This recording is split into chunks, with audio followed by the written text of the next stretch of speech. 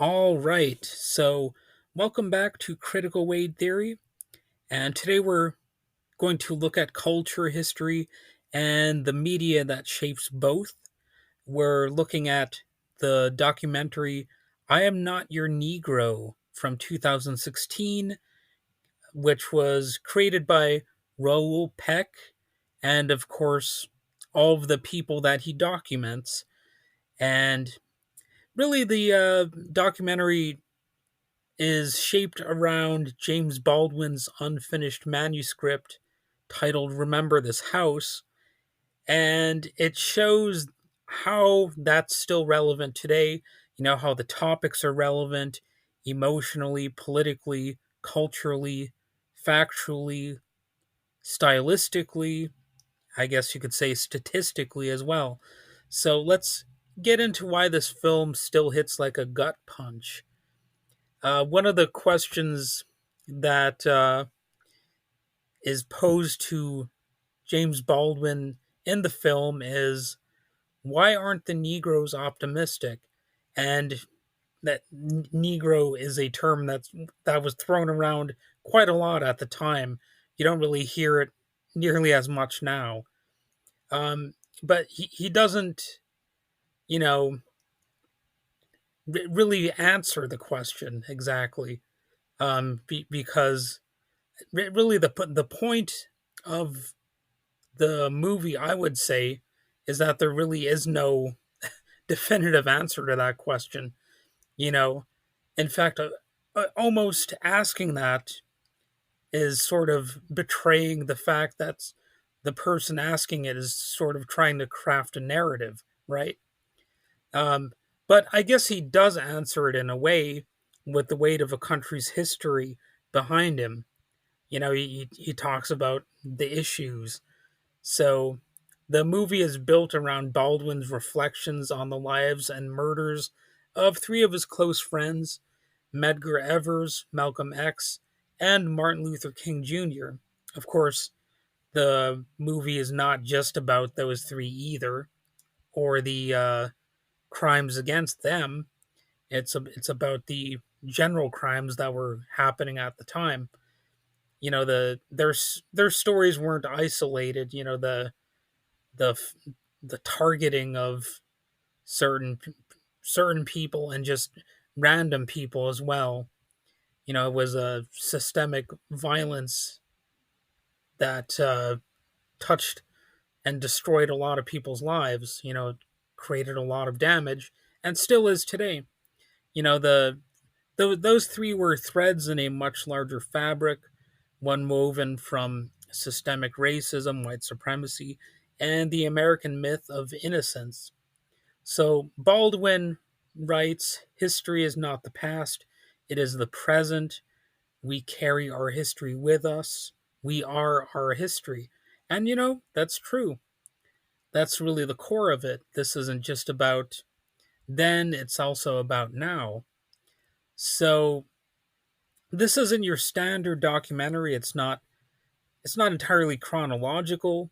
It doesn't follow the usual formula. Instead, Peck weaves Baldwin's essays, interviews, letters with archival footage, old Hollywood films, civil rights protests, and even clips from Ferguson and Black Lives Matter from the more recent times, you know. I think, you know, if this was around during the George Floyd protests, a lot of this movie would have featured footage from that, but this was actually before then. And for the image for this episode, I, I I was kind of struggling to decide if I wanted to have sort of a featured image, and I decided to go with the image of those racist protesters with their signs saying race mixing is communism to really drive home the point that those types of arguments were always BS, right? Like the claim that race mixing is communism. I mean, they'll call anything communism, just like they'll say that if you were against the Iraq War, you were pro Saddam, or if you're against what Netanyahu is doing now, you're pro Hamas or whatever. Just these types of arguments, these ways of framing things are older than the hills, and they have always been used by anti-intellectuals to really sidestep the actual merits of the conversation and just make everything irrational and about stupid labels that have nothing really to do with anything. Like in that case, it was the idea that if you were against segregation, you were a communist. If you if you weren't a racist, you were communist. So there was a stark dichotomy there that the racist wanted to create, and it was of course a false dichotomy.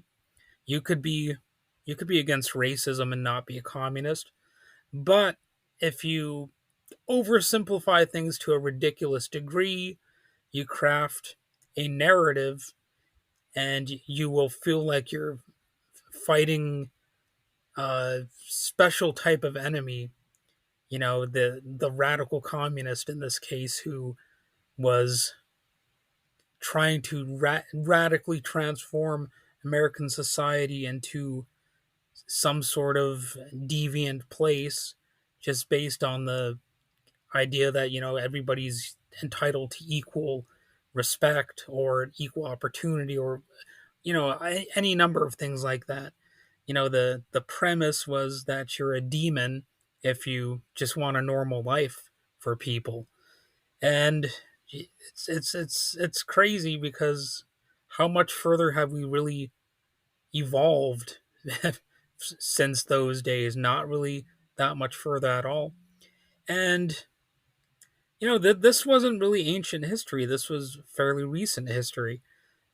But it's for some people, it it it is still a, a struggle to even look at these images, because in many ways, they're just too relevant to today. I mean, we can see a lot of these same types of arguments happening today.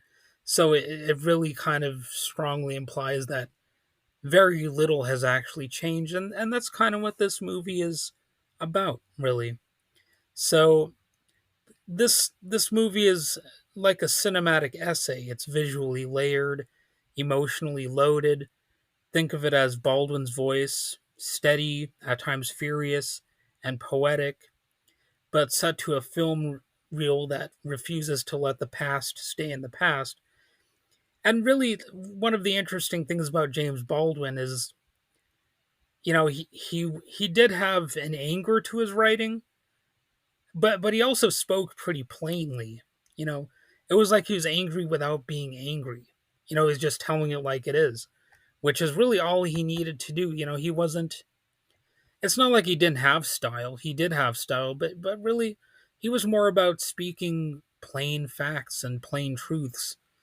It was a little bit more of the substance over style. Again, not saying he didn't have style. That's not what I'm trying to say here, but I'm just saying the substance was really the main part of the style, I guess you could say. And another feature of this documentary is that Samuel L. Jackson narrates Baldwin's words, but it's not the standard Samuel L. Jackson. You might not even recognize his voice here. He has more restraint than his stereotype uh, might have you think. It's lack of theatrics. There's just the weight of the words, really, for the most part, and I would say that is appropriate, and he does a great job of that. And the film is about a lot of different things, actually. Yes, it is about race, but it's also about other questions of identity, power, media, and the cost, including the psychological cost of living in a country where your very presence is politicized. And I suppose in a roundabout way, you could say that's true of everybody. You could say everything's political, but let's face it, some things are made more political than others. And, that's one of the things that helps this film hit hard because it does ask, why do these issues exist in the first place? So, race and identity for Black Americans, it's inescapable as an issue. It shapes how people see themselves and how you're seen. And of course, there's the media's role. Hollywood didn't just reflect American values, it helped construct them. And Baldwin points out how Black people were either erased or vilified on screen a lot of the time. Maybe not all of the time, but definitely a good chunk of it. And the white guilt phenomenon is another interesting thing to consider here. Baldwin doesn't spare liberal America. Guilt without action is just performance. So he was trying to say that just feeling guilty isn't enough or whatever, or even just acknowledging the past isn't enough. You have to do more to actually create the future. And if you're not confronting the system, you're helping to maintain it, really. And there's a there's a line that almost sums it up. He says, James Baldwin says, "White is a metaphor for power, a way of describing Chase Manhattan Bank." And he's not just talking about skin there; he's talking about systems as well. The race thing is definitely a component of it, but it was always about power just as much. So this movie still matters right now for obvious reasons. It doesn't try to smooth over anything. It doesn't give you a happy ending. It doesn't both sides history. It confronts it and unapologetically in a way that should be pretty clear to most viewers. And it puts Baldwin's voice back at the center where it belongs because what he said then still sounds like right now. That's what makes it timeless and urgent. So when it comes to, or, you know, if you look at the reception and the impact of the movie, the critics loved it. It was nominated for an Oscar. It won awards. It holds a 98% on Rotten Tomatoes. But more importantly, I would say it sparked conversations, the kind that challenge comfort zones. And that's something that some people don't like. That's one of the reasons why the movies like this are increasingly frowned upon in some circles. I'll let you guess what I might be referring to there. So, it is something you might consider essential viewing. The Toronto International Film Festival gave it the People's Choice Award, and if you watch it, you get why. So, it's one of those things that's not just a film; it's like a wake up call. So, if you do get a chance to see it, uh, go ahead. Don't multitask either. Like if you're like me, you might make a mistake and not pay full attention. I have that bad habit. I'm also pretty notorious these days for falling asleep while watching movies and TV shows. So try not to do that. You know, try to pay attention to it. Don't treat it like background noise.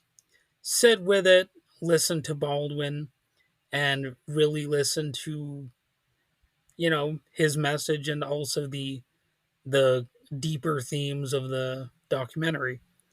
Because some truths don't age, they just get louder over time. And well, I guess I've said enough about the documentary here. So thanks for tuning in. If you like the episode, feel free to share it. You can review it if you want, and keep the conversation going. And I'll catch you next time.